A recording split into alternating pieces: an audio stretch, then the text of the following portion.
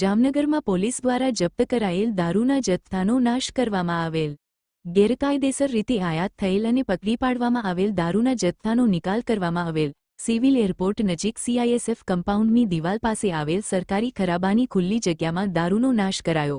2021મી અલગ અલગ પોલીસ મથક દ્વારા જપ્ત કરાયેલ દારૂના જથ્થાને એકસાથે નાશ કરાયો. કુલ 12,698 બોટલ પર રોલર ફરી વળ્યો.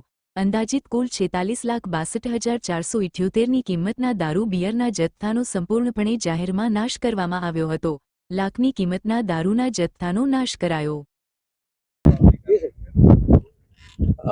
આજરોજ જામનગર જિલ્લા પોલીસ વિભાગ તરફથી police station city A division, city C division અને બેડી મરીન પોલીસ સ્ટેશનના જે છે દારૂના જથ્થા કુલ આપણે 12,698 બોટલો બધી મળીને કુલ થાય છે અને એની જે કિંમત છે એ 43,62,780 જેટલી એની કિંમત થાય છે. એ જે દારૂ અત્યારે અહીંયા સ્થળ પર અહીંયા સરકારી જમીન પર અહીંયા લાવવામાં આવેલ છે અને તમામની અત્યારે હાલ ચકાસણી ચાલુ છે અને ચકાસણી થયા બાદ એને આપણે દારૂ નાશ આપણે કરવામાં આવશે.